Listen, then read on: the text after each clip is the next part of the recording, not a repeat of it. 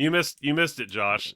We were talking about sweet things, and they're like, "We're not sure which one's sweeter, the muffin or the donut." And I'm like, "Maybe we should ask you too." And then it was just like crickets. Because they were both staring at me like they didn't waiting get it, or for the thought it was a bad reference. joke. Yeah. It was. I think it was a bad joke, and they didn't get it. I think it was a double whammy. Oh man, that's a great joke. That's a See, good tag. we should just held this whole conversation until Josh got here. Should have one saving grace, somebody to bail you out.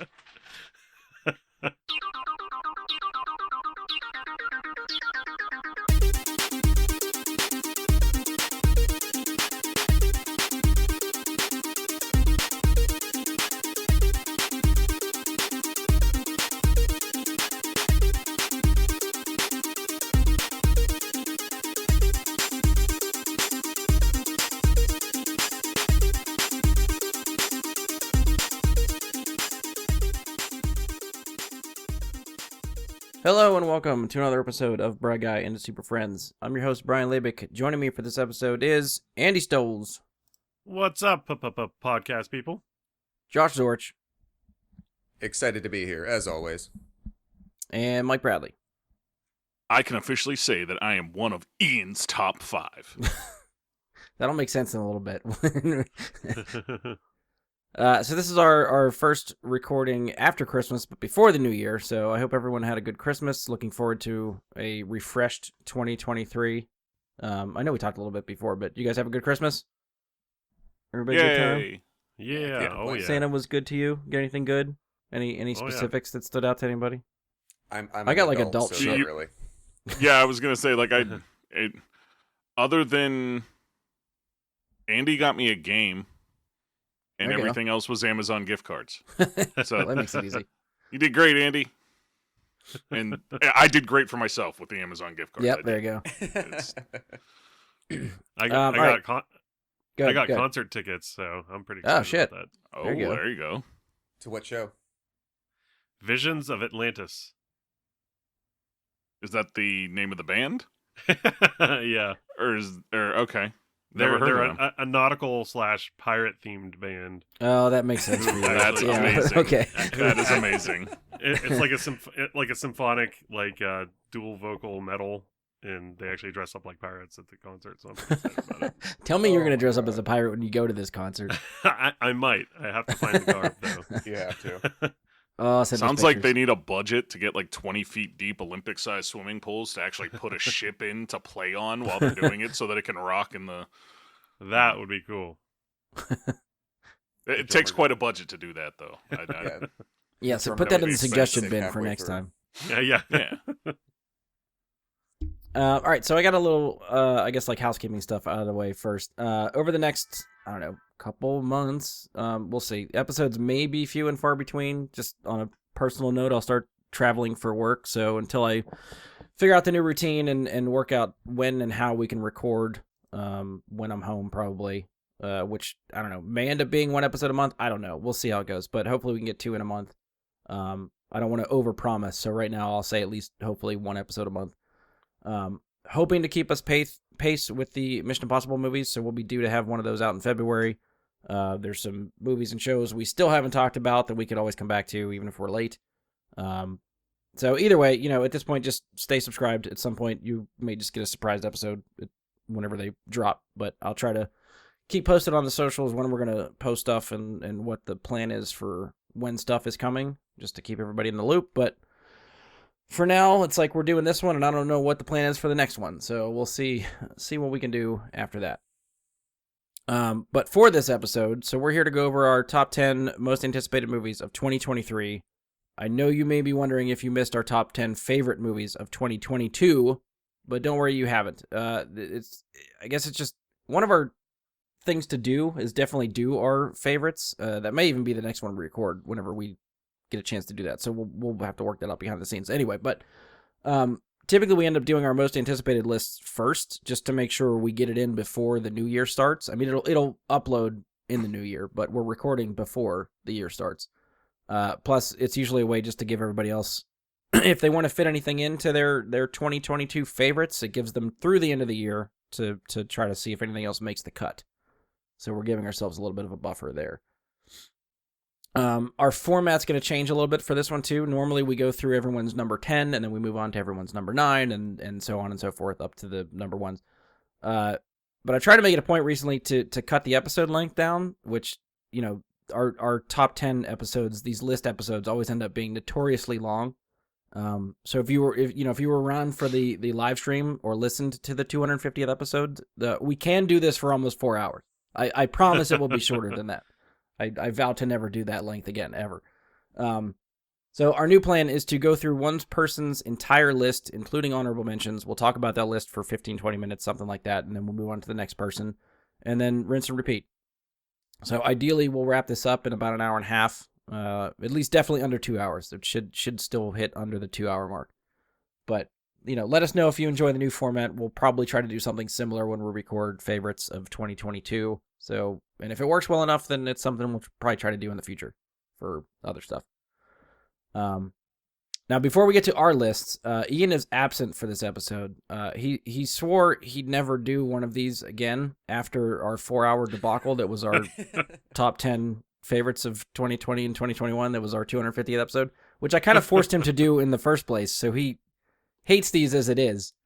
But he did phone in his top 5 most anticipated movies of 2023. So he said he'd give me his top 5 in under 2 minutes. I said, sure, send him over. So we'll see how we go. So this is Ian's top 5 most anticipated movies of 2023. Ian's top 5 movies. Number 5, Morbius 2, Way of Water. It's been a long 13 years, but Dr. Michael J. Morbius is ready to finish what he started on that boat. Morb, Under the Sea. Number 4, Morbius 2, Judgment Day. In 2029, Earth has been devastated by a Morb outbreak. The human resistance can't send up to the threat of Morb until Dr. Michael Morbius sends a Morb 800 back in time to prevent the outbreak. Number 3, Morbius 2, The New Batch. And let's kick it over to my friend, Zack Snyder. And the story is, it's not a secret, or it's pretty obvious that the story is all about sort of rising up and sort of finding yourself and becoming complete. And I think that's kind of what the aspect ratio is trying to do as well. Thanks, Zach. Number 2, Morbius 2, The Road Warrior, directed by Mel Gibson, starring Kanye West as Dr. Michael Morbius. Wait, you said what? Number 2, Dune, Part 2. And finally, the moment we've all been waiting for, number 1, Morbius 2, Wrath of Khan. The story is set 10 years after Morbius, as thousands of planetary systems slowly secede from the Morbius Republic and join the newly formed Confederacy of Independent Morb, led by former Dr. Michael Morbius. Ian's top 5 out! Woo, woo. So there you go. Ian's top 5. I gotta say, I'm very excited for Morbius 2: Wrath of Khan. I wasn't before. He kind of sold me on it. I'm in now. I'm looking forward to Judgment Day personally. That's true. That's true. Are any of them available in IMAX? That's my real question. I mean, the Zack Snyder one sounds like it's got some sort of fucked up aspect ratio again, so we'll see what that one's like. Oh yeah, he's going with a 17:6. Yeah. For somebody who hates list episodes and claims, like in real time, talking to even us, that he sometimes doesn't enjoy doing this show. He put a lot more effort and production value into that than I was ever expecting. I did not expect him to call in his close personal friend Zack Snyder and get a clip from him at all. So that surprised me when I listened to it. I mean, it's just now an expectation, though, isn't it? Like every time he's on the show, he's got to bring Zach. Yeah, or have some sort of pre-recorded clip ready to go to share with everybody. Shh, no, actual Zach. Right, okay, the illusion going. It's an illusion. That's exactly what happened, yes. All right, so I don't know, Mike volunteered to go first. So Mike, you have the audacity to follow Ian's top 5. I was not aware that was like Ian was going to be first. She told us you were going to give us Ian's list. I didn't know where. Yeah, it was better just to get it out of the way. Okay, that's all right. That's fine. Did you now so now I have to follow that? Yep. All right. Yeah, we'll start the timer and see how we do. So, Mike, you're up first. Okay. Top 10 2023 anticipated. Let's do it. So we're supposed to start with our honorable mention. My honorable mention is releasing on September 22nd, and that is Expendables 4.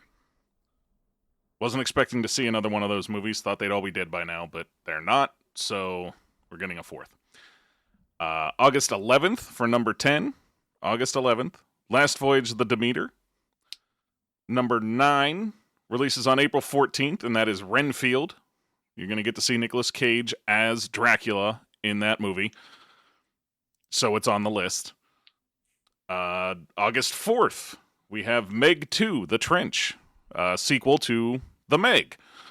Hopefully better than the first one. March 17th, we have a movie I didn't know existed until I saw an ad for it on YouTube called 65, starring Adam Driver in a dinosaur movie, of all things. Well, would not have put those two things together on my own before that. February 17th, Ant-Man Quantumania. You guys listen to this show, you know what that is.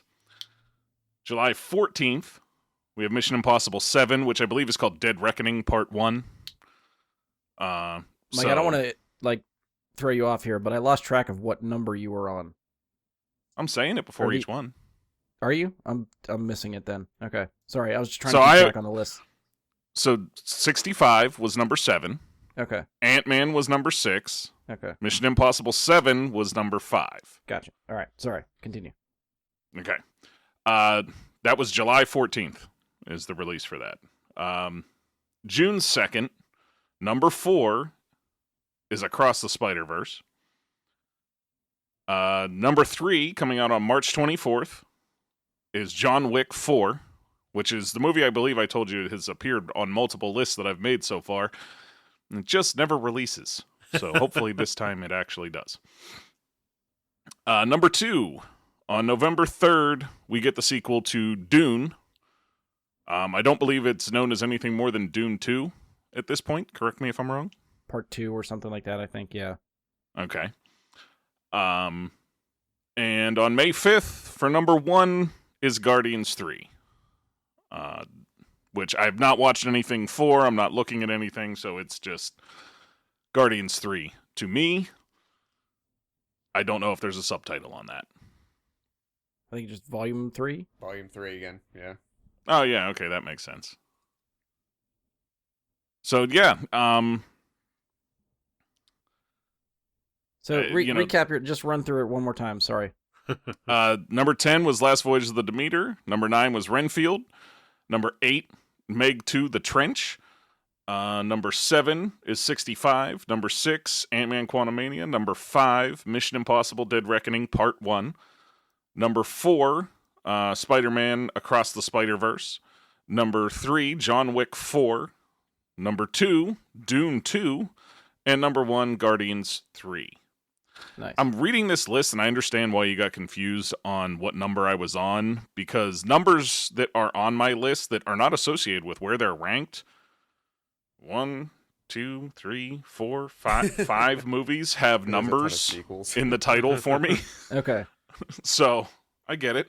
Well, it's actually, like 65 also has them. Yeah, it was like, So- I think for me, I heard like the Expendables 4, and then I don't know if I just lost track of the numbers after that, but I was just putting everything honorable mentions, and I realized, wait, he's gone through like 5 movies. Are these all honorable mentions? And then I was like, fuck, no, this is the middle of his list. So that was on me.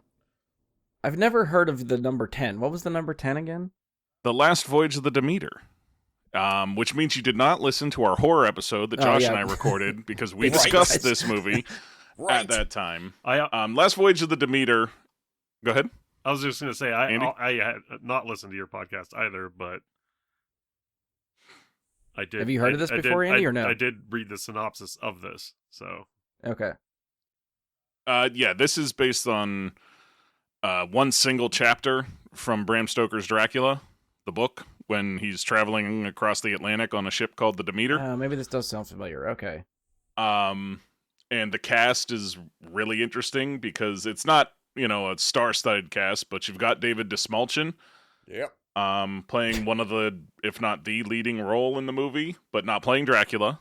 Playing a character named Wojciech, which I'm not going to get into the full story, but Wojciech's very important to that chapter of the book, as much as it, But and then you have Liam Cunningham as an unnamed character, and if you watch Game of Thrones, Liam Cunningham is Sir Davos Seaworth in Game of Thrones, and he's fucking great. So those two together really kind of have me very interested to see what this is all about. Plus, you've got a single chapter from a book being made into a movie.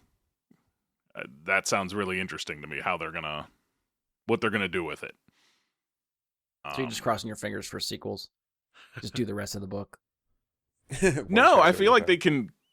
I feel like they genuinely can tell a complete story here. Okay.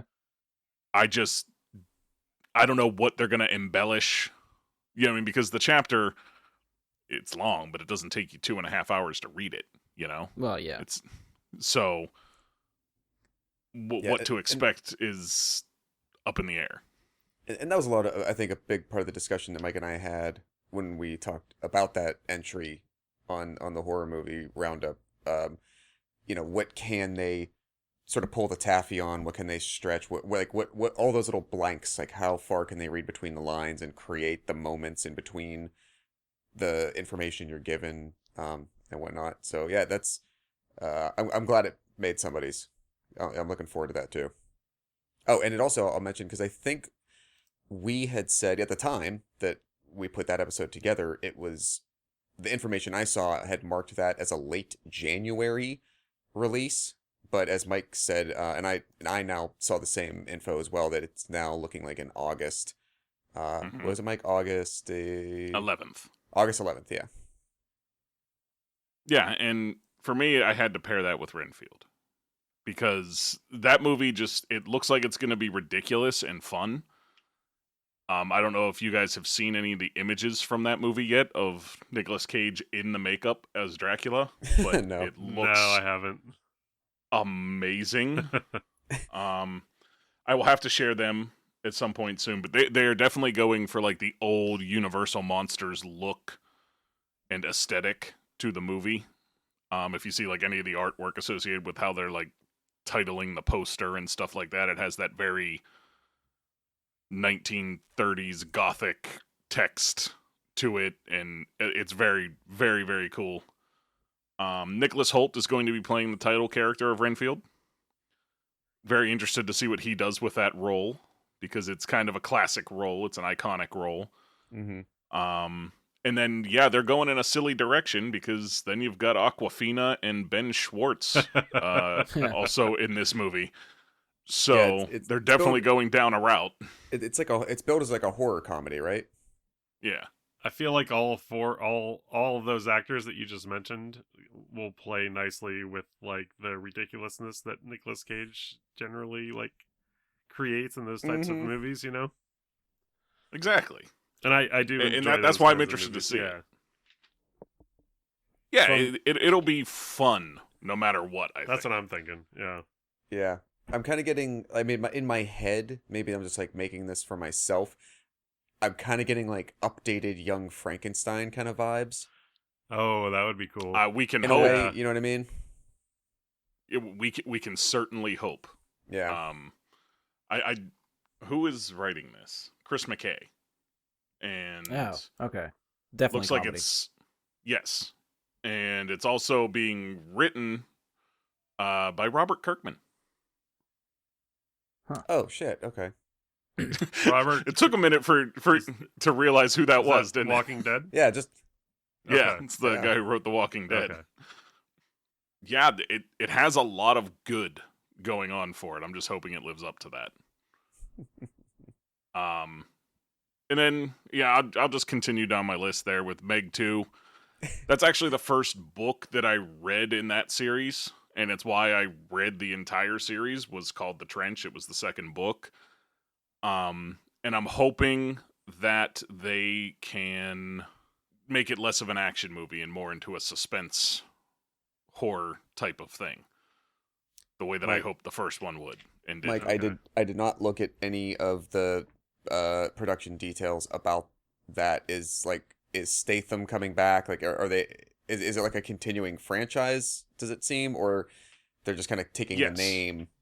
All right, Statham is back, but this time it actually bills Cliff Curtis as top on the movie. interesting. So who knows what they're going to do there? They have Cliff Curtis and Sienna Jewelry as the top billed cast, All right. and Statham billed third. Hmm. So that gives me a bit of hope that maybe it's not. I'm gonna punch the shark and No, win. first he takes the adrenaline thing that makes him not die as long as he's doing it. Oh no, I'm talking about something else. Sorry. That's Crank. Yeah, That's Crank. I thought it was just gonna be like Crank, except with sharks.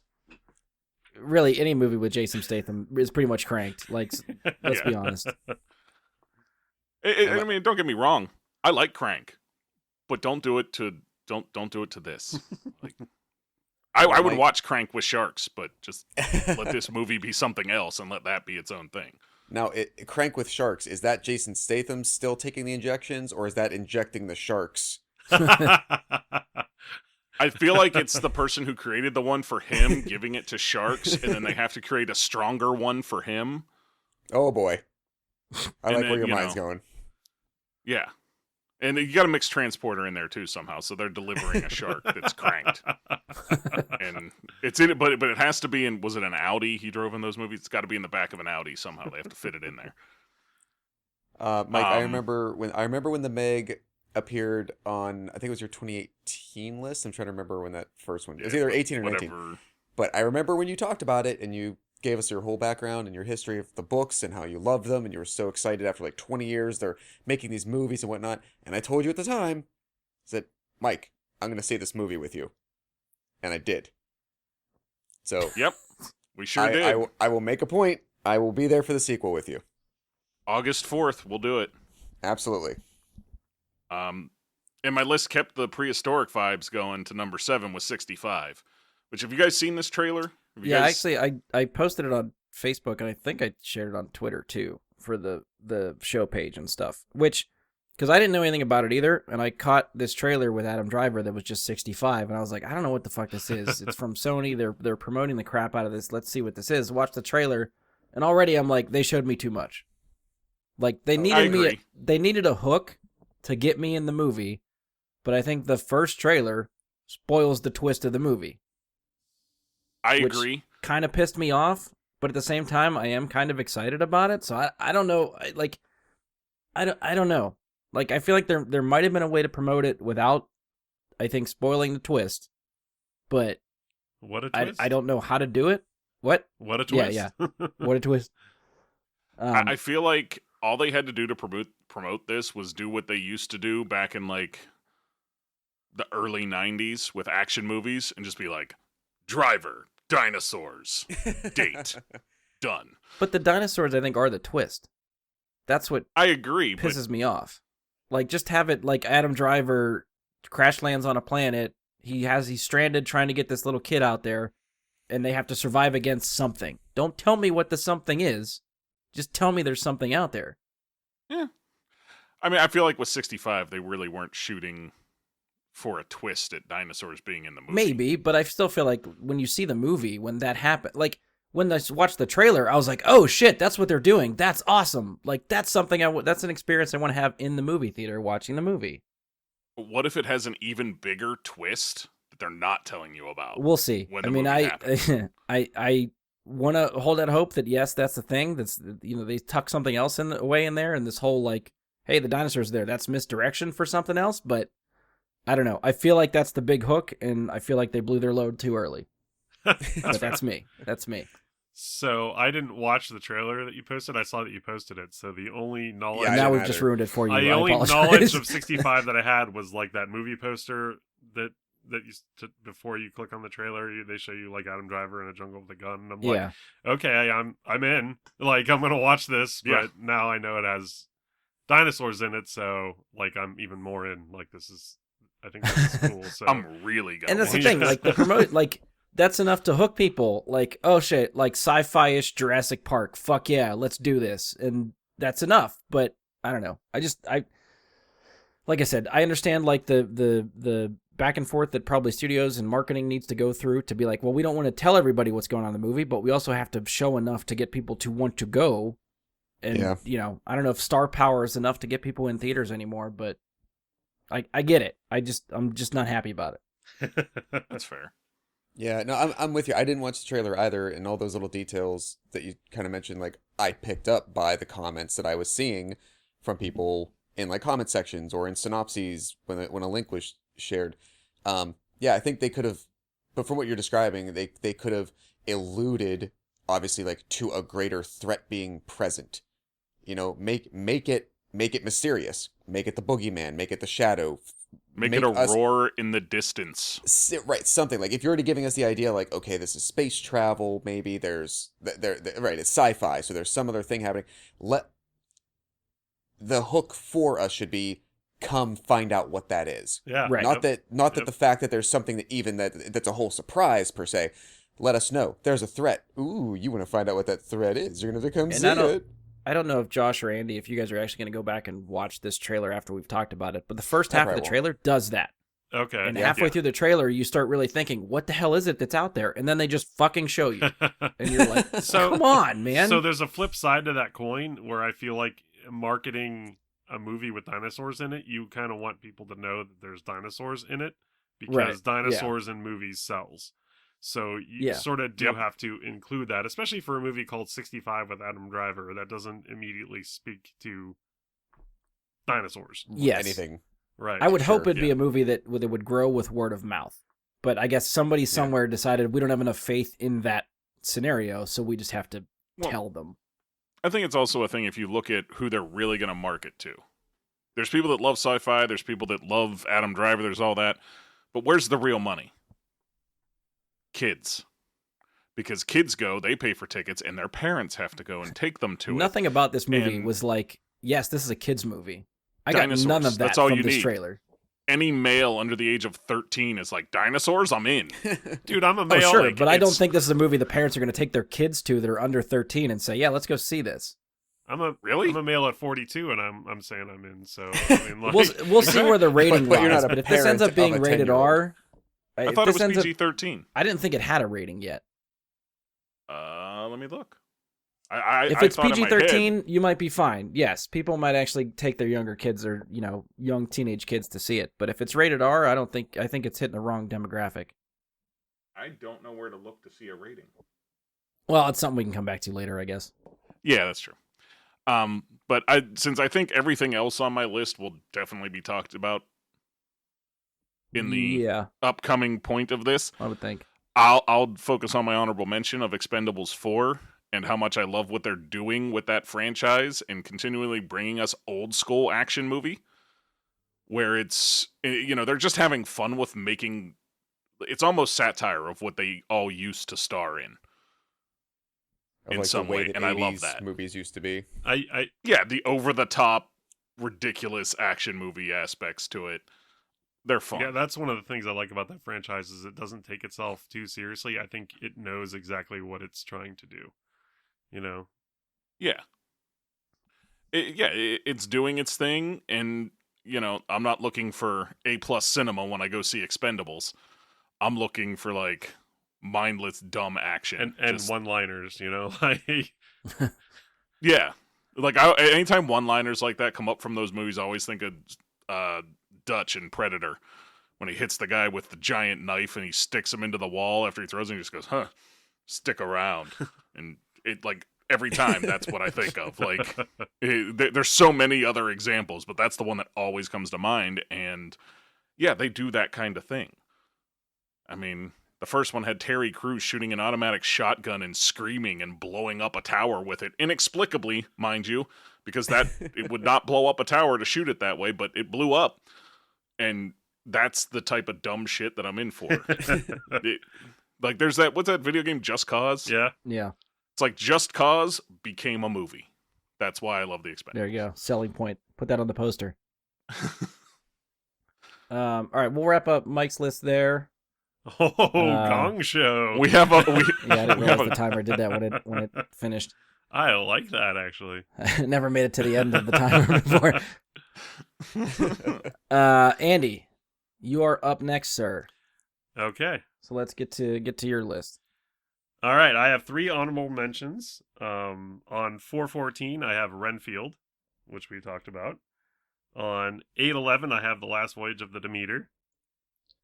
And also on 811, I have Gran Turismo, which from the synopsis... That almost made my list. From the synopsis, it looks like it's going to be a video game movie about the racing game Gran Turismo, but with a twist.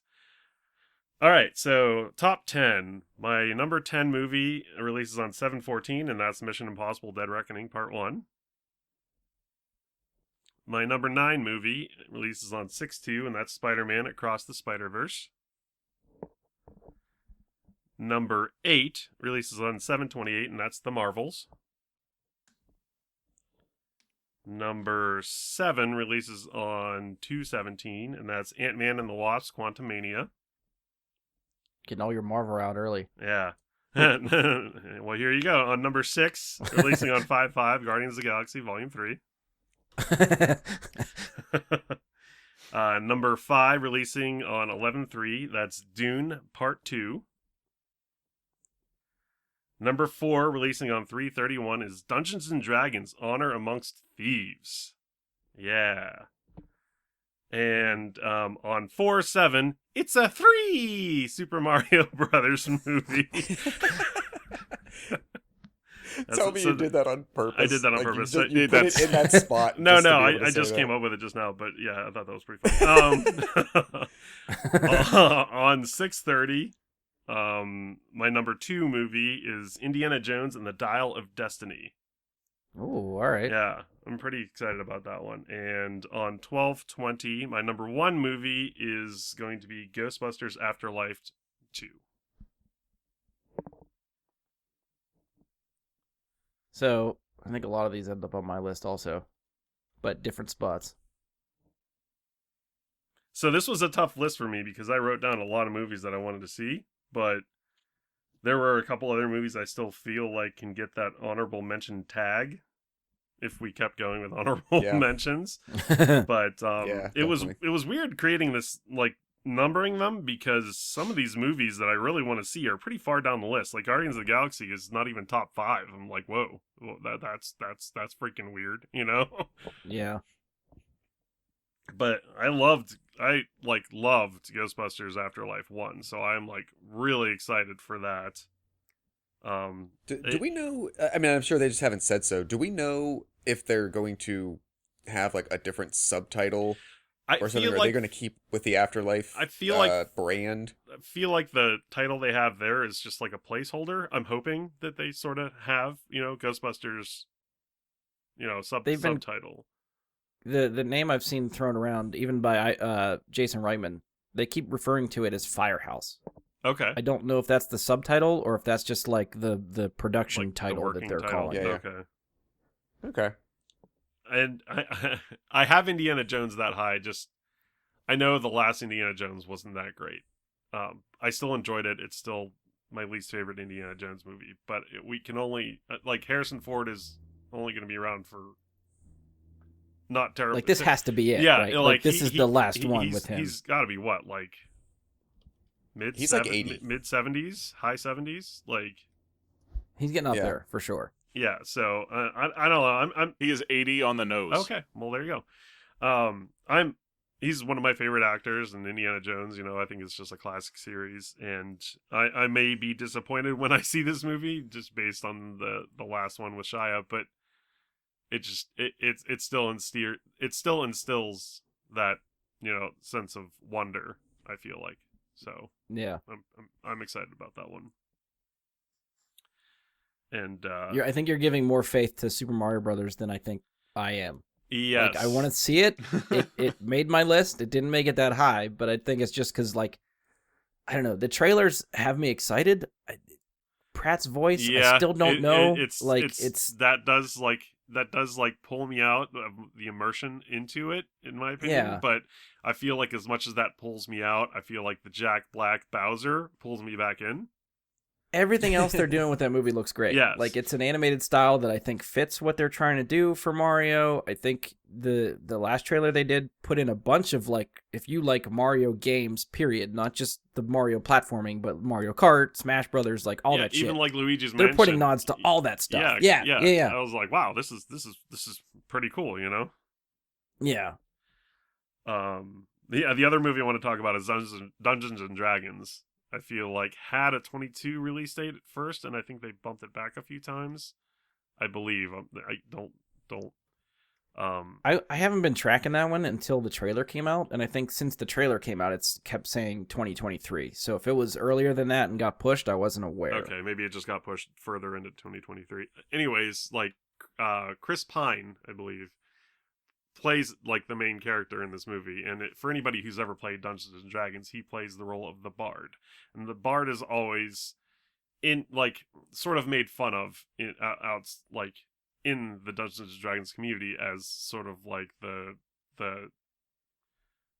jester of the party almost, you know. Okay. He's the goofy kind of like ridiculous planning strange powers sort of character, and you don't really find that out in the trailer until you see Chris Pratt jump into a doorway with a lute and start singing real quick before the trailer like cuts out. So I'm like pretty freaking excited to see what he does with that.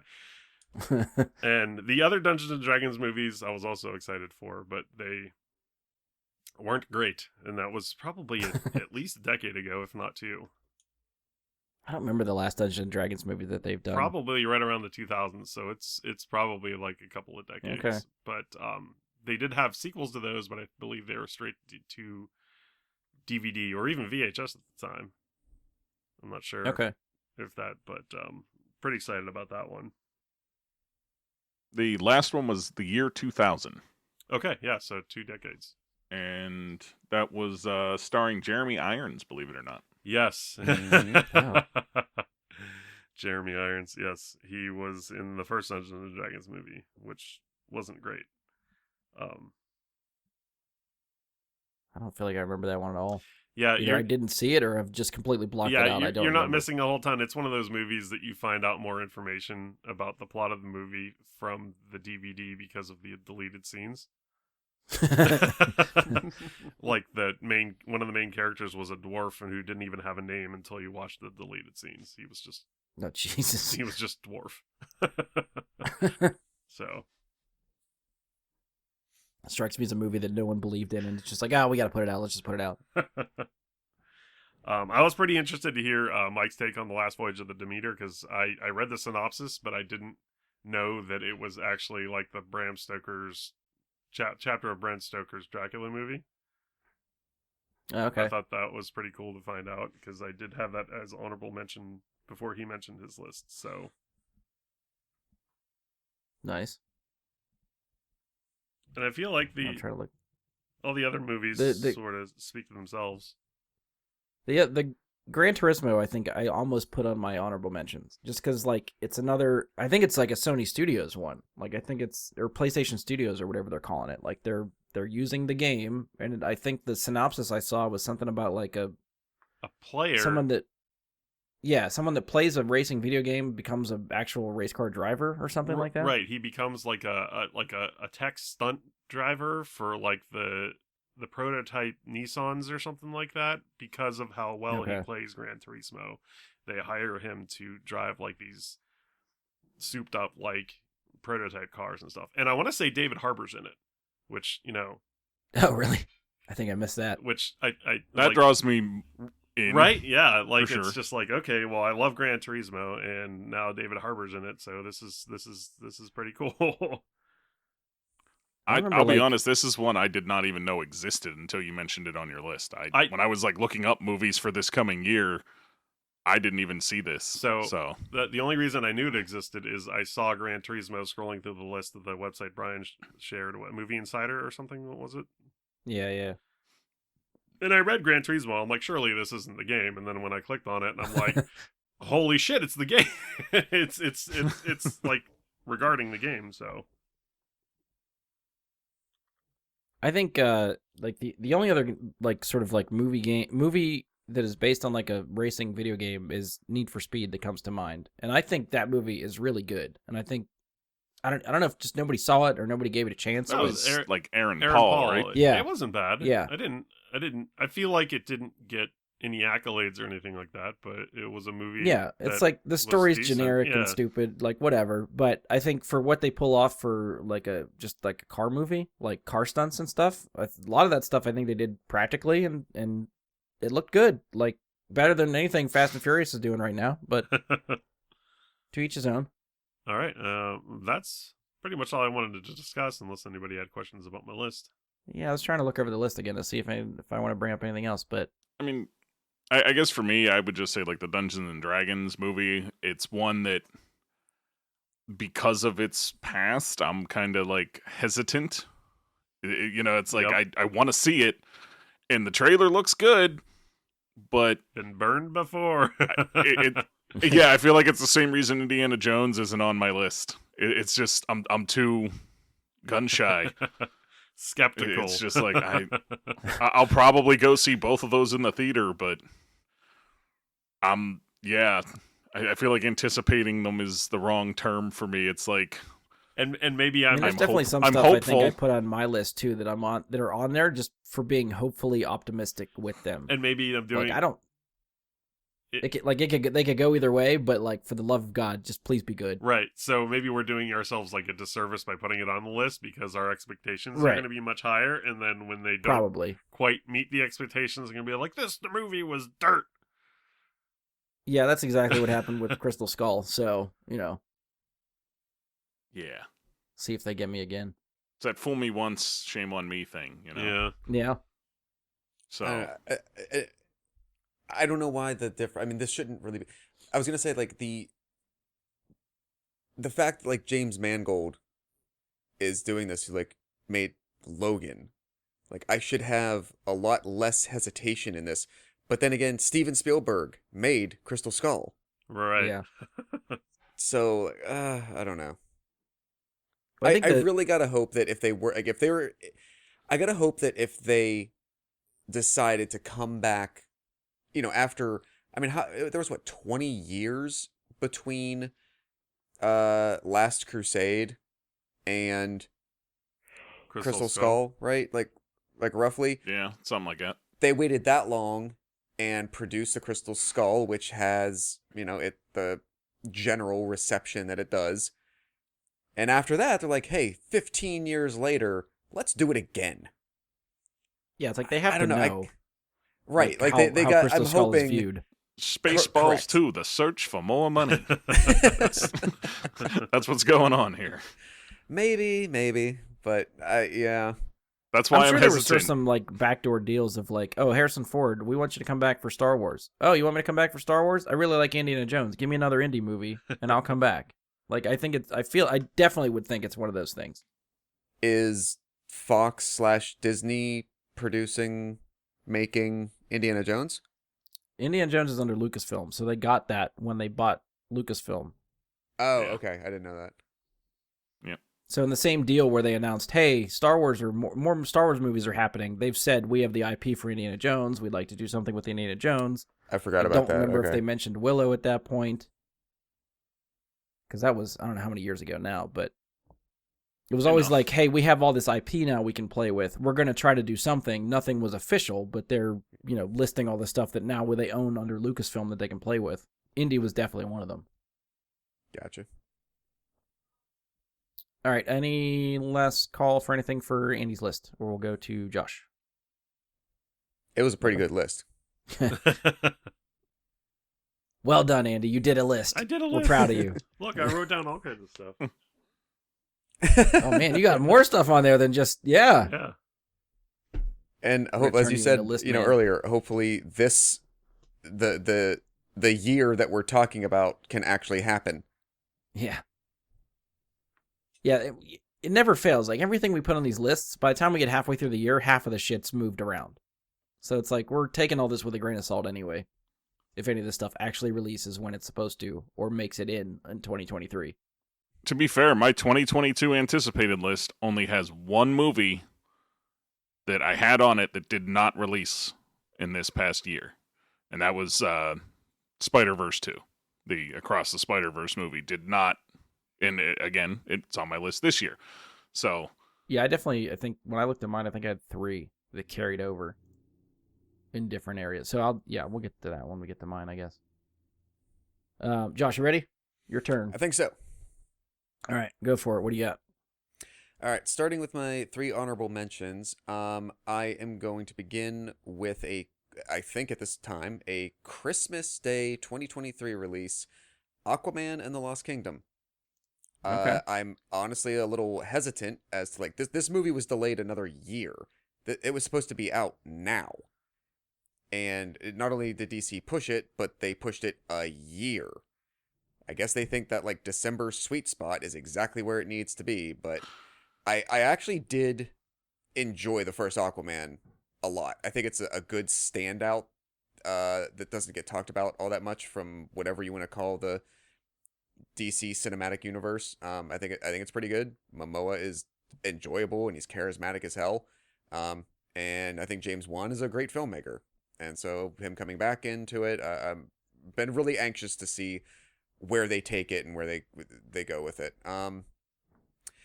The next 2 honorable mentions are actually coming up really quickly. I don't know, the first, depending on when Brian this drops, the first one might be streaming already.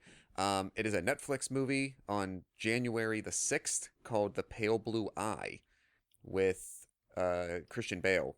And I'm going to point this out really quickly. So the kid who played Dudley growing up in the Harry Potter movies is like now like a legit grown-ass adult actor. Even though he did like nothing in those Harry Potter movies. He was like the main antagonist guy, if you want to call it that, in The Old Guard, that Netflix movie with Charlize Theron. He's like a real thing. So like he is, his name is Harry Melding. He is playing Edgar Allan Poe in this, and like the trailer and the imagery from this look really, really cool. It's like set like in the early 1800s. It looks like dark mystery kind of stuff, so I'm here for it. And then right after that, you talk about fool me once. February 3rd, Knock at the Cabin, which is M. Night Shyamalan. the next M. Night movie. I think that's self-explanatory, my comment. And I will say that the fact that Batista, who just continues to impress me as an actor, I wouldn't say he's like world-changing, but like especially after Glass Onion, and I've really dug his small part in Blade Runner 2049. As a person, you know, wrestler turned actor, there's just something about the roles that he gets that I find very interesting. Yeah. That Rupert Grint is also part of it. Talk about Harry Potter again, Mr. Ron Weasley.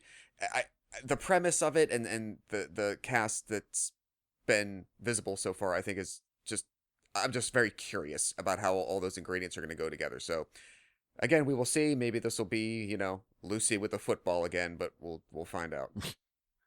Okay, Crack. Go ahead. Go ahead. No, I was just gonna say Old was so bad.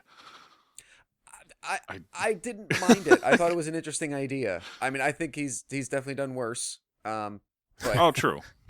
you know, it's not The Happening again, so we'll see if it's at least not The Happening. Just dear God, don't be The Happening. So that's the bar for Shyamalan movies? For me, yeah. Okay. Yeah. Yeah, it's got to be better than The Village or worse than The Happening. Everything in between is pretty much like that's kind of the M. Night spectrum. Yeah. So I was actually surprised that this mimics a lot of other people's. And Mike, I think you and I last year pretty much had, like for 2022, you and I had a similar thing going on with Jackass and the other Nicolas Cage movie, The Unbearable Weight of Massive Talent. Yeah, one was. Mm-hmm. I'm looking at the list we now, were like Josh. 9 You and were- 10, you but we were- were flipped. Yeah. Yes. So correct. my number 10 is Renfield, and my number 9 is Last Voyage of the Demeter. talked about those enough. We'll just keep moving on. We know the dates for this. Renfield again for people is August 14th. I'm sorry, April 14th, and Voyage of the Demeter is August 11th. My number 8 is September 15th. It is A Haunting in Venice. This is the next Hercule Poirot story, Agatha Christie story that Kenneth Branagh is adapting. So no, I totally missed that. I missed that too. At the beginning of 2022, after like a year and a half delay, we finally got Death on the Nile. And in the fall of 2023, we'll get sort of the third in that ongoing series. Another, ensemble cast, another story, another mystery. If you like the Knives Out movies, you can thank Agatha Christie for that, because it's basically the same exact kind of thing. The way that the movies are produced, especially from a production standpoint. So I'm looking forward to that in September. I also have Dune Part 2 at number 7 on November the 3rd. I figured this wouldn't be on anyone else's, but sticking in November on the 17th, my number 6 is The Hunger Games, The Ballad of Songbirds and Snakes.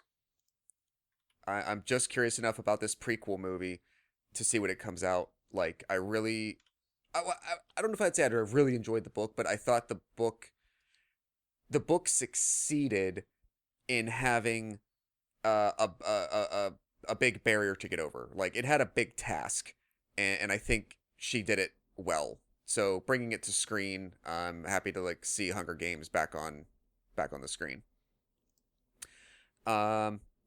Number 5 for me, December 15th, Bring Me the Wonka.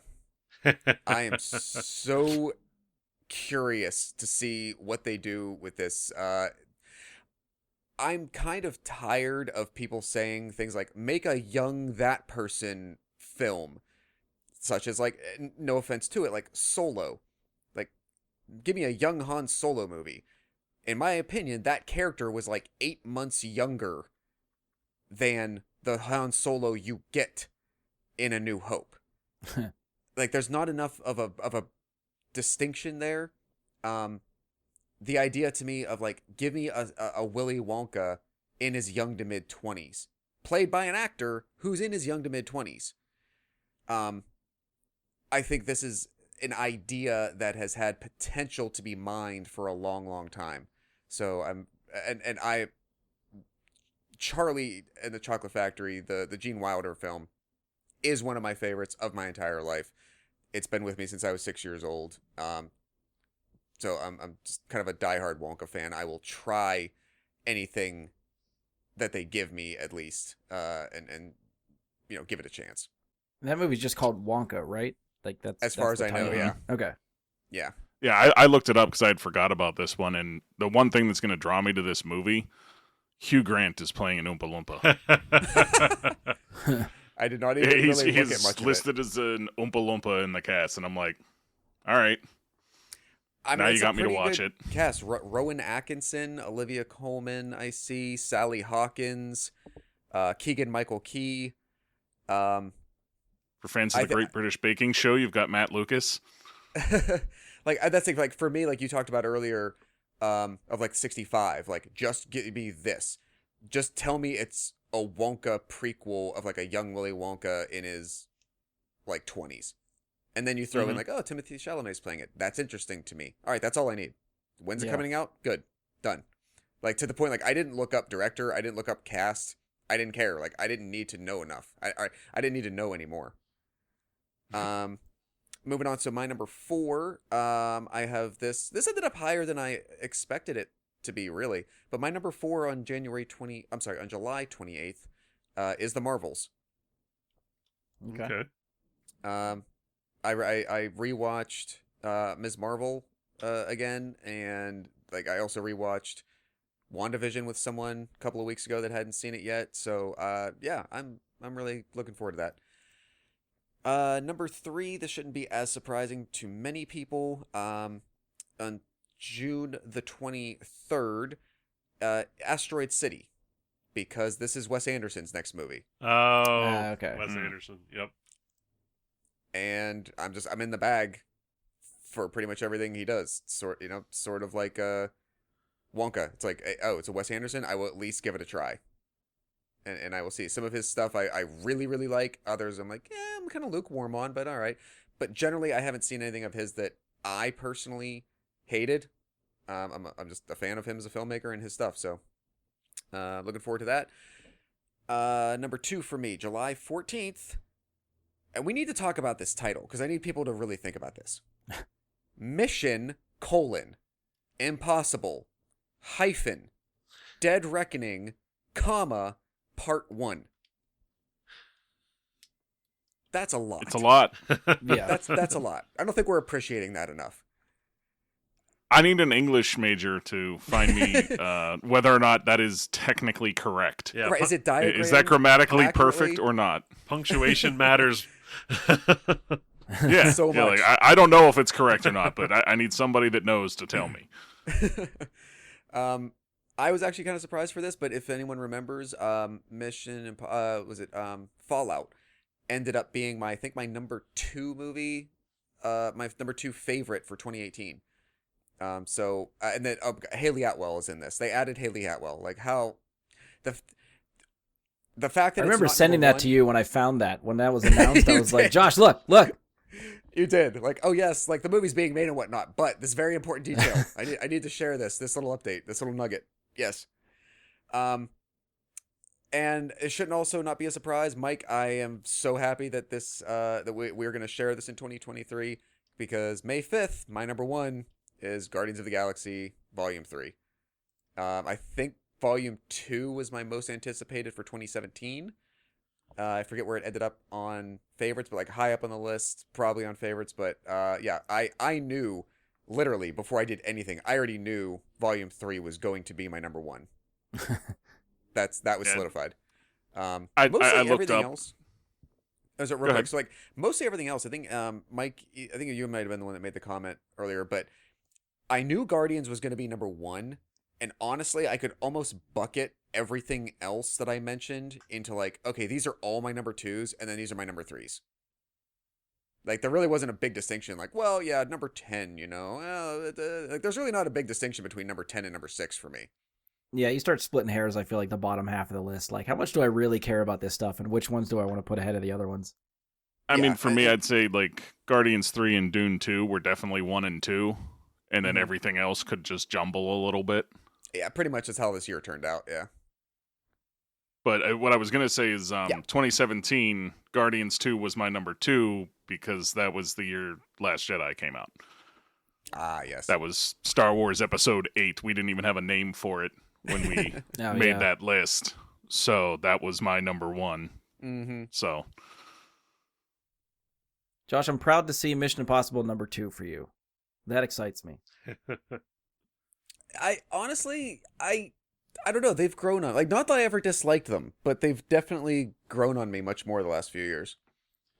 So my comment to your list is I saw that haunting Hercule Poirot Yeah.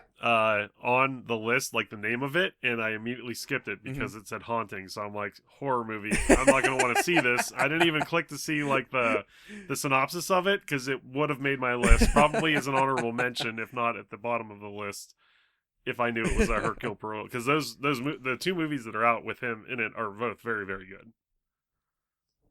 Andy, See, I had the same I'm- thought. As soon as he mentioned Haunting in Venice, I'm like, a horror movie. No, yeah. I And just then he goes, immediately oh, this is the defended third it. one in I'm the like, series of the Agatha Christie. And I was like, motherfucker. Yeah.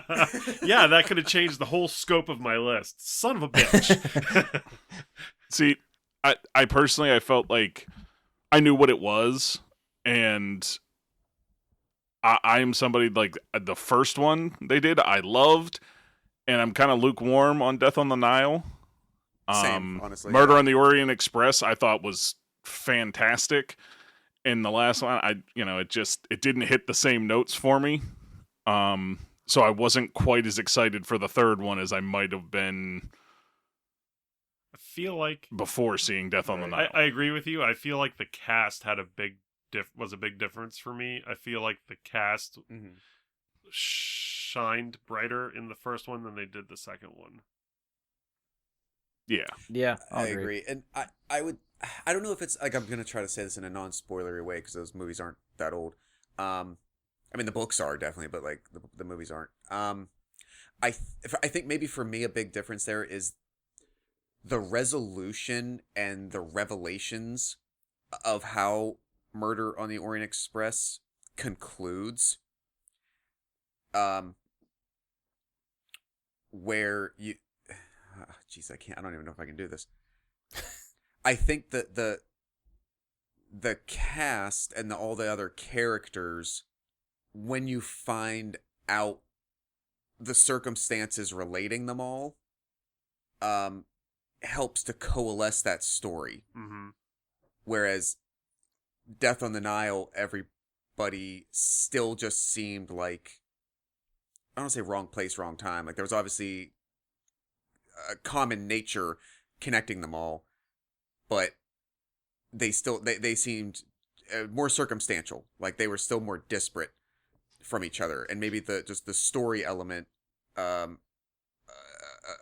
how Murder on the Orient Express comes together allowed that cast to gel better retroactively. I don't know. Maybe that's what it was for me.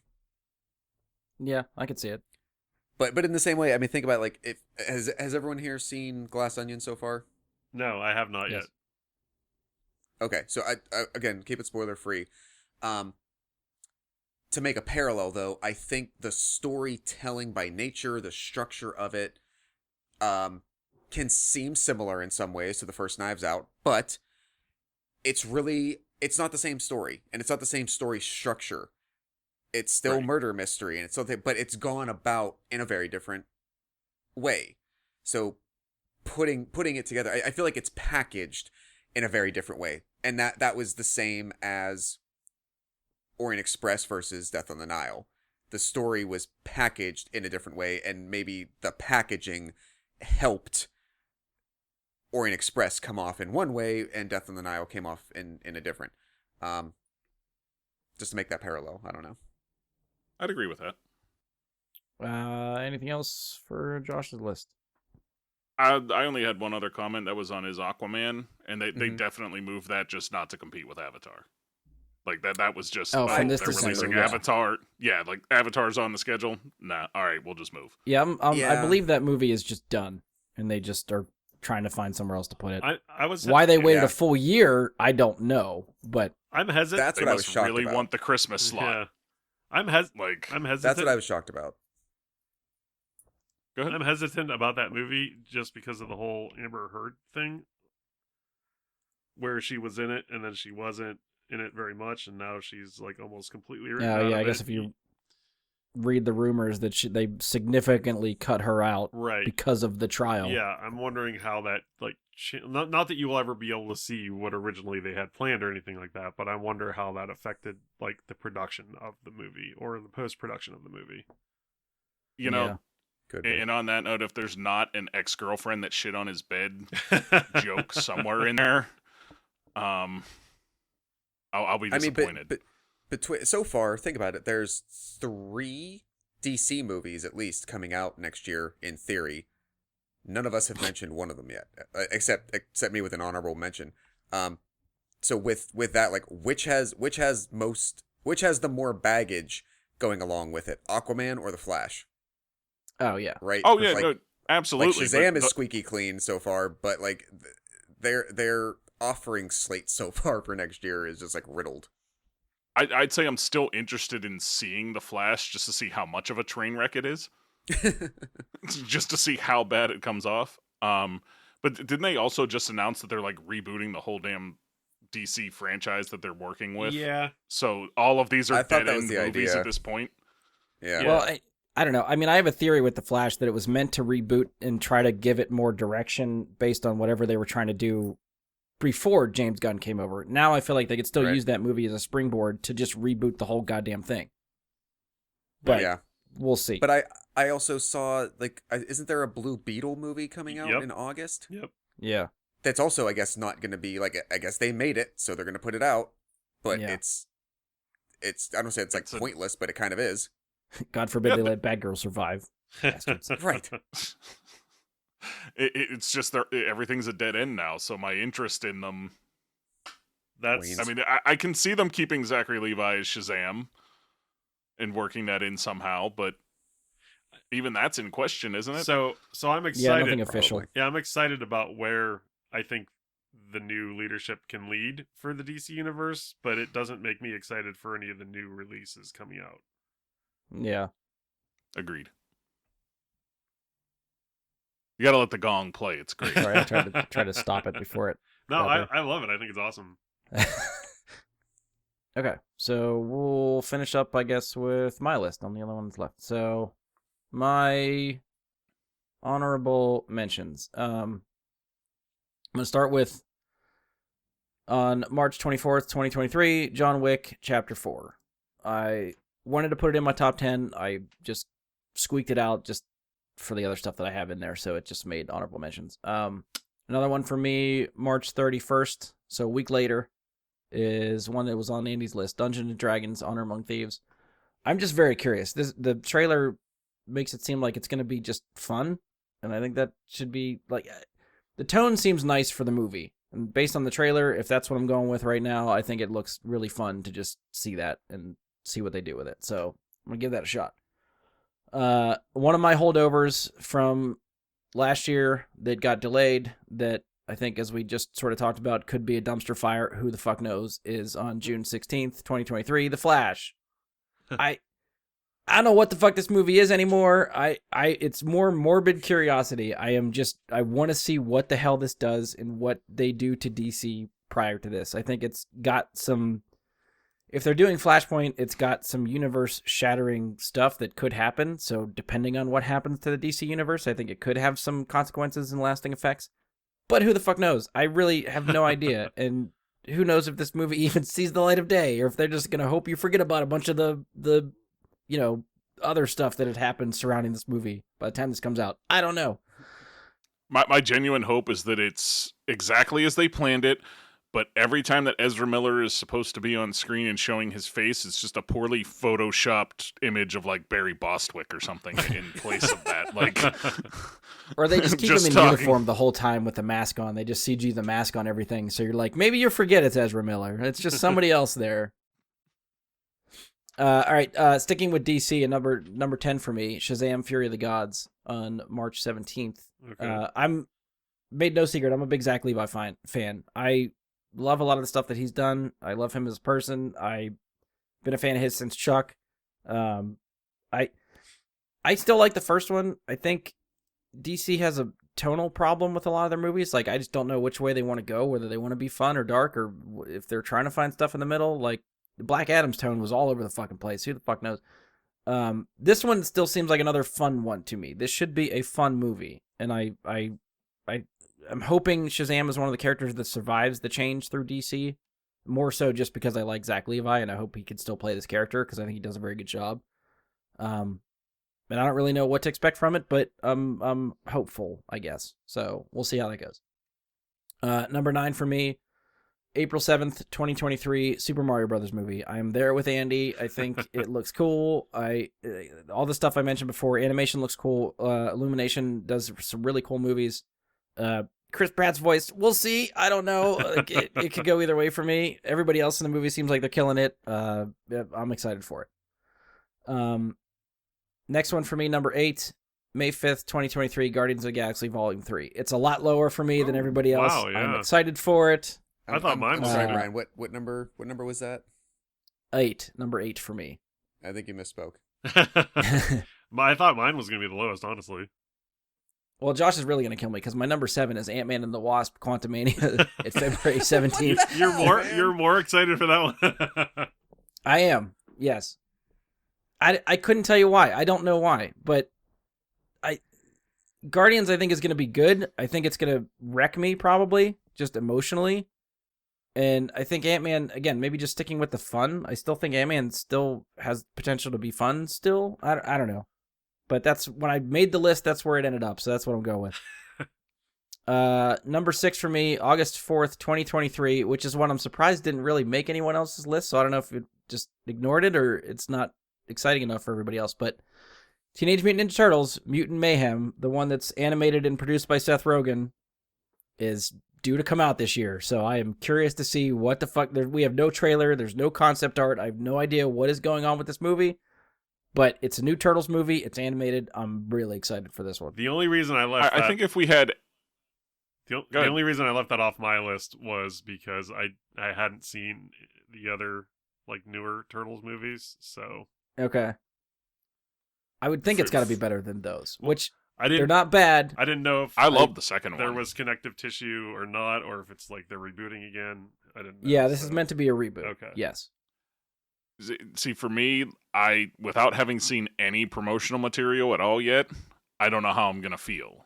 You know what I mean? Like, I'm so hesitant on that because it's like, Seth Rogen's funny, but the Turtles are not the type of funny that Seth Rogen is. Yeah. If that makes sense. Like, he's a different kind of funny than what they are. So, I don't know how that's gonna work, and without seeing anything on it, it was tough for me to be like, oh, definitely that. Like I said, I got a lot of stuff on this list that I feel like is just hopefully optimistic for some of this stuff. Huh. This is definitely one of them. That's good. That's what this whole list is. Yeah. Yeah. Same with the next one, number 5, June 30th, 2023, Indiana Jones and the Dial of Destiny. Again, hopefully optimistic. I want this to be good. I would love to see Harrison Ford go out on a high, other than Crystal Skull. Yeah. I think I can make a statement on that, actually, that I didn't think of before. If Crystal Skull had never happened, would that be a unanimous number 1 for us? Ooh. If we had never had Crystal Skull, nothing, and this was the 4th movie, would it might this be a up. Yeah, it might be unanimous up number there 1? more. Well, Yeah. I don't know. Well, It's hard to tell. It was still my number 2, but I feel like it would have definitely made your guys' like you and Josh's list. Probably. If 4 didn't happen. Yeah. Yeah, that's what I mean. Like, if that never happened, how would you feel about it? Much different. Josh's would still have been volume 3, but he would have maybe had Absolutely. had it in his top 5 possibly. Right. Number 4 for me, and I'm kind of ashamed it's this low, and it's only because I would bet money on this moving. Because it's right at the end of the year, December 20th, 2023, I put Ghostbusters Afterlife 2 in my number 4. Only because I'm betting it getting delayed into 2024. Oh, okay. I was hesitant to even put it on the list because I didn't think it was going to release this year. Okay. Release dates that happen right at the end of December, it's hit or miss whether they actually release on time. Now, I don't expect a lot more, like, I don't know, like, these aren't the movies that I think are very, like, huge special effect blockbustery type of things. If they're trying to stick to a smaller budget, small town feel of what Afterlife was, maybe this hits the release date, and maybe there's not too much to it. But, like, I don't remember hearing this even went into production yet, and that's a year away. To me, that's going to delay the movie. But we'll see if I'm right or wrong. That's why I wanted to put it on the list just in case, but if I knew for sure this was coming out next year, this would probably be my number 1. I'd probably be right there with Andy.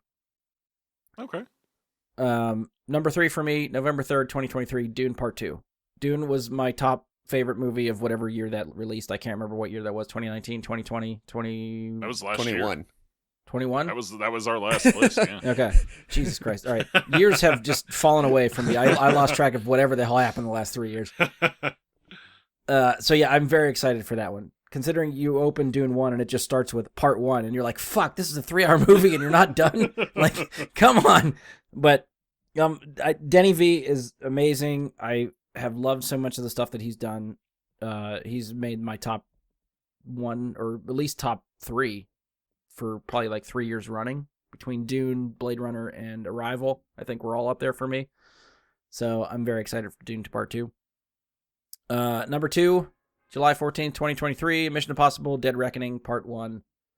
Fucking, these movies are amazing. I love everything that they're doing. The video that I threw up on Facebook, at least, for the stunt that they're doing that's in the trailer, and all the work that went into pulling something like that off. Like, Tom Cruise is fucking nuts. He's a weirdo, but he makes some damn good fucking movies. And one of these are going to kill him. I'm sure of it. But I guess it's not this one. We'll see what happens in part 2. What was that? Ghost Rider, where Johnny Blaze is doing the crazier and crazier stunts just to see if he can die? Oh yeah. That's Tom Cruise in a nutshell. Maybe. Yeah. Maybe that's what happened. Maybe he made a deal with Mephistopheles, and That's why he never ages. It's Tom Cruise. Deal with the devil. yep. That's why he's always running. And my number one... He's running from Mephistopheles. Yeah. Give me the gift of speed. And my number one, June 2nd, 2023, Spider-Man Across the Spider-Verse. Oh, okay. I loved Into the Spider-Verse. It surprised the shit out of me when it came out because anything Sony Spider-Man related, I'm like, I don't know. I just give it back to Marvel, but that movie was amazing. They did some awesome shit with that one. Yeah. This is technically like part 1 of 2. There's another sequel coming after this so this is probably going to end on cliffhanger, I would think. It was supposed to come out December of this year, so we should have already had this movie, but they delayed it until June. So this was another holdout from my list. Mission Impossible: Dead Reckoning was another holdout from last year's list for me. So I'm pumped. I'm excited. I can't.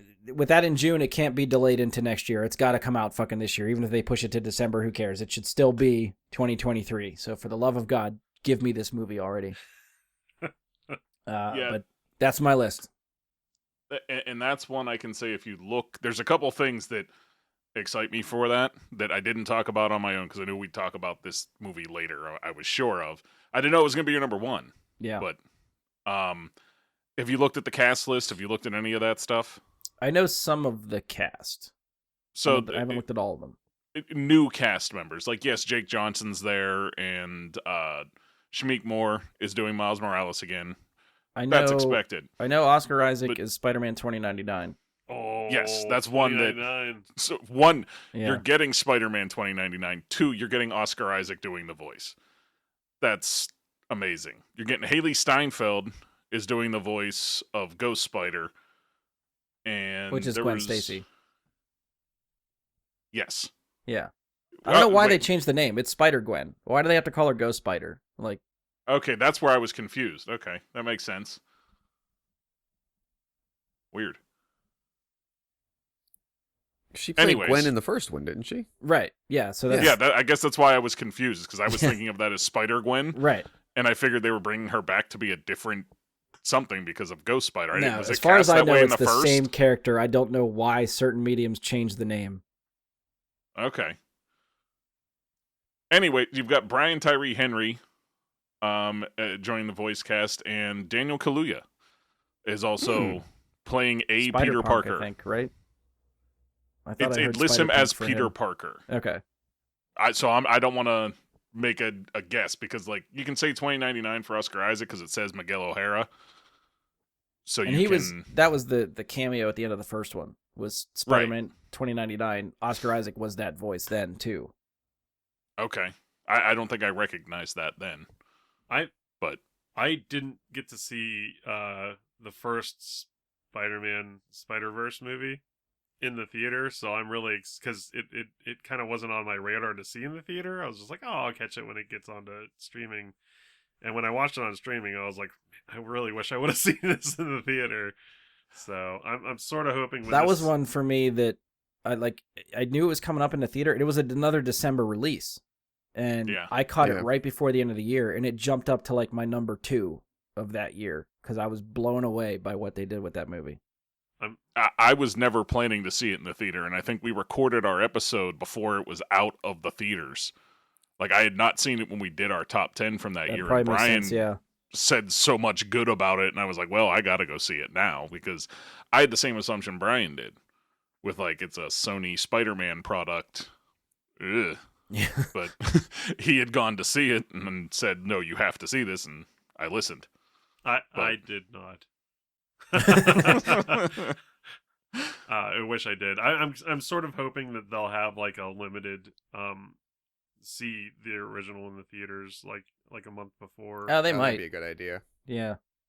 Or That was play 'em one as I a think that double was feature. actually... Oh, I that don't would be remember if fun, I too. saw it in 3D, but I've heard it was really good in 3D. That would be a good movie in 3D. It would make sense.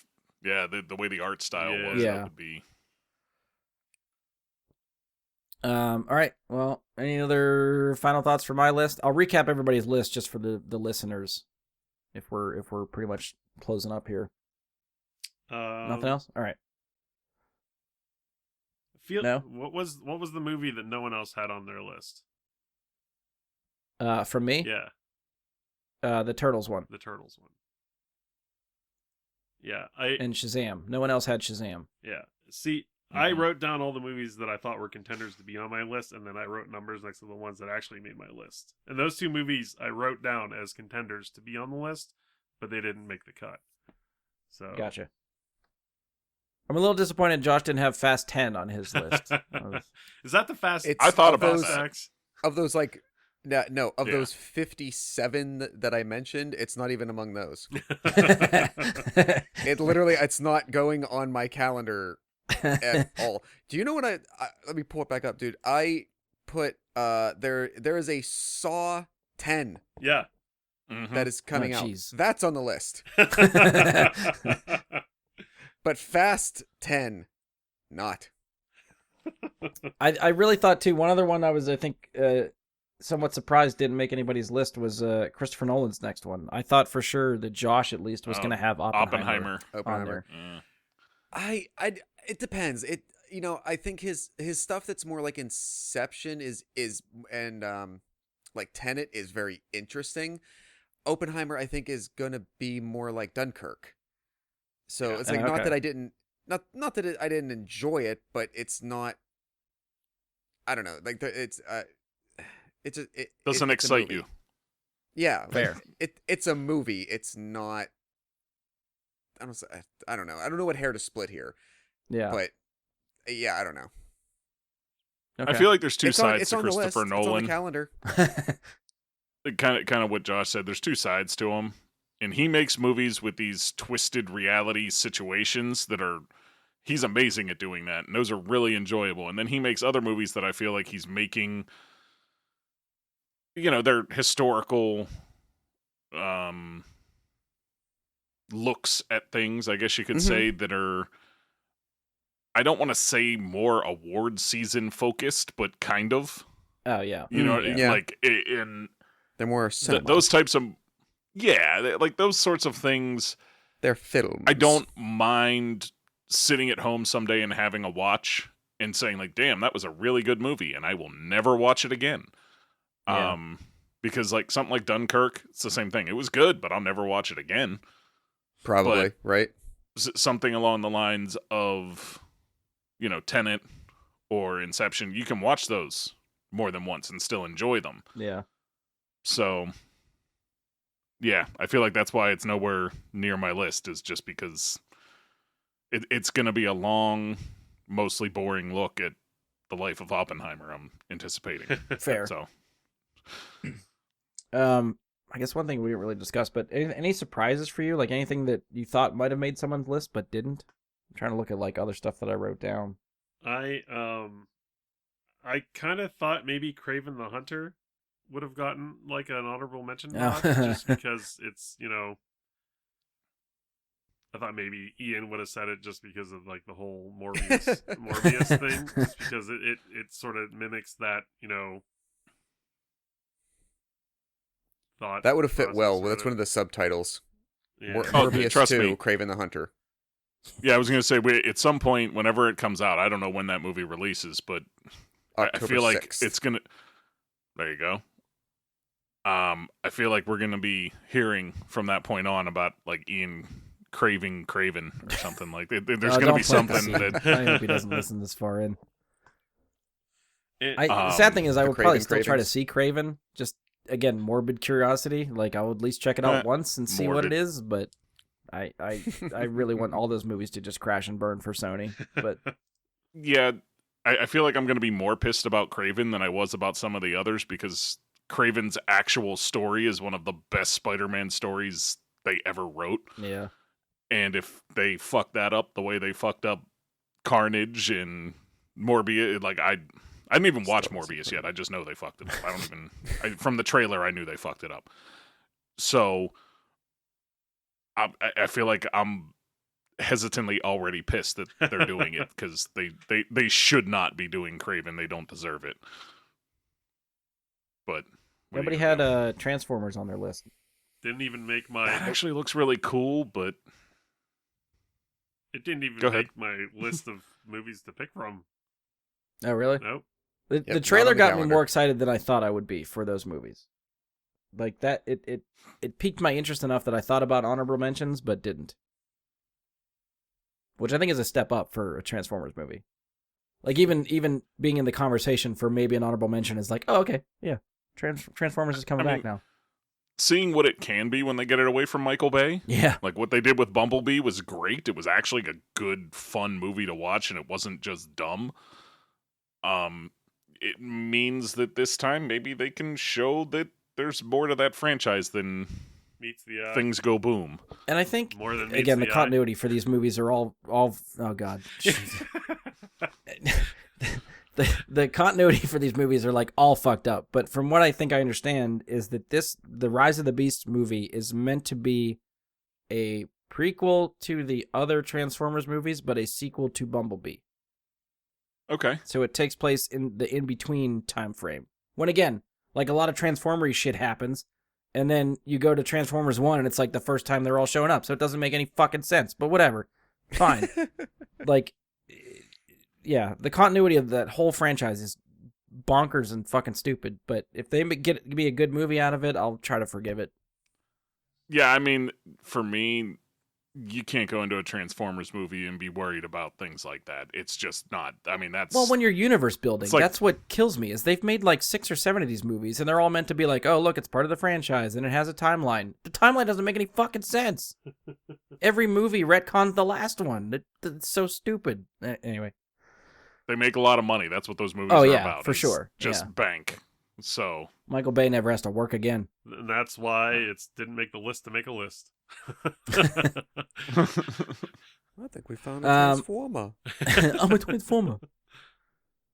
All right, I'm gonna recap quickly everybody's lists that I have. Hopefully, I wrote these down correctly. All right, Andy, for honorable mentions, he has Renfield, The Last Voyage of the Demeter. Is it Demeter, right? Demeter. Demeter. And Gran Turismo. Number 10 for Andy, Mission Impossible: Dead Reckoning Part 1. Number 9, Spider-Man Across the Spider-Verse. Number 8, The Marvels. Number 7, Ant-Man and the Wasp: Quantumania. Number 6, Guardians of the Galaxy Volume 3. Number 5, Dune Part 2. Number 4, Dungeons and Dragons: Honor Among Thieves. Number 3, Super Mario Brothers Movie. Number 2, Indiana Jones and the Dial of Destiny. Number 1, Ghostbusters Afterlife 2. For Josh, honorable mentions: Aquaman and the Lost Kingdom, The Pale Blue Eye, Knock at the Cabin. Number 10 for Josh, Renfield. Number 9, The Last Voyage of the Demeter. Number 8, A Haunting in Venice. Number 7, Dune Part 2. Number 6, The Hunger Games: The Ballad of Songbirds and Snakes. Number 5, Wonka. Number 4, The Marvels. Number 3, Asteroid City. Number 2, Mission Impossible: Dead Reckoning Part 1. And number 1, Guardians of the Galaxy Volume 3. If at any point I'm getting someone's list wrong, please let me know. Mike's got for his honorable mentions Expendables 4. For his number 10, Last Voyage of the Demeter. Number 9, Renfield. Number 8, Meg 2, The Trench. see, it's happening again. Numbers are fucking with your brain. Jesus, yeah, I can't. Oh my god, it's the first number on your list. Like there's not even like there was other numbers before that. All right, number 7, 65. Number 6, Ant-Man and the Wasp: Quantumania. Number 5, Mission Impossible: Dead Reckoning Part 1. Number 4, Spider-Man Across the Spider-Verse. Number 3, John Wick 4. Number 2, Dune Part 2. Number 1, Guardians of the Galaxy Volume 3. And my list, honorable mentions: John Wick Chapter 4, Dungeons and Dragons: Honor Among Thieves, and The Flash. God help me if that happens. Number 10, Shazam! Fury of the Gods. Number 9, Super Mario Brothers Movie. Number 8, Guardians of the Galaxy Volume 3. Number 7, Ant-Man and the Wasp: Quantumania. Number 6, Teenage Mutant Ninja Turtles: Mutant Mayhem. Number 5, Indiana Jones and the Dial of Destiny. Number 4, Ghostbusters Afterlife 2. Number 3, Dune Part 2. Number 2, Mission Impossible: Dead Reckoning Part 1. And number 1, Spider-Man Across the Spider-Verse. That concludes our top 10 most anticipated movies of 2023. So can I offer a tease to our top 10 list of 2022? Sure. my favorite movie from 2022 does something that no other movie on anybody's top 10 list in any of our episodes have ever done. See, that's how you Or lay a mystery. That's is a movie the that people the people fits from into a 65 mold need that way. to take a point. Yeah, we'll have to. We'll Now- simmer now on I'm that. Let's say Mike. it's from a genre that has never appeared on anyone's top 10 list, as far as I know. What Yeah, the okay. crap? All right, I'm gonna come back. I'm gonna tune in. I will be here for that. Chances are, I mean, the probably the next episode we record will probably be our top 10 of 2022. So whenever we get to that, I'll talk with you guys once we stop here and try to figure out when we want to try to do that one. But so keep an eye out for that one. I don't know when, maybe sooner than you think. I don't know. I'm teasing, but I honestly have no idea. So I will try to keep the listeners, you guys, posted whenever that's coming. But I guess for us, that's it. If you've enjoyed the show, please support us. Leave a 5-star rating and review. Be sure to give us a share on social media. You can follow or subscribe to the show on Spotify, iTunes, Google, Anchor, Stitcher, Amazon. Hopefully anywhere you're listening to podcasts, you can listen to us. Check us out on Facebook. Search Bry Guy and Super Friends, or go to facebook.com/BryGuySuperFriends. You can send us questions, comments, topic suggestions, any of that stuff there. Try to email me, bryguysuperfriends@gmail.com. Maybe I'll check it in the new year. Probably not. Hit us up on Twitter at BGSuperFriends while Twitter still exists. If you want to follow me on Twitch, it is Jedi Bry Guy. That's Jedi with an I, Bry with a Y. If we ever want to record another live show, we will do it there. If you want to randomly catch me streaming some video games, you can do that there. Again, hopefully everybody has a happy 2023. We'll catch everybody in the new year. I mean, this will be out in the new year by the time it comes out, but for us, it's coming up. So hopefully everybody has a good 2023. Fuck you, 2022. And on behalf of Andy, Josh, Mike, and myself, thank you for listening, and we'll talk to you next time.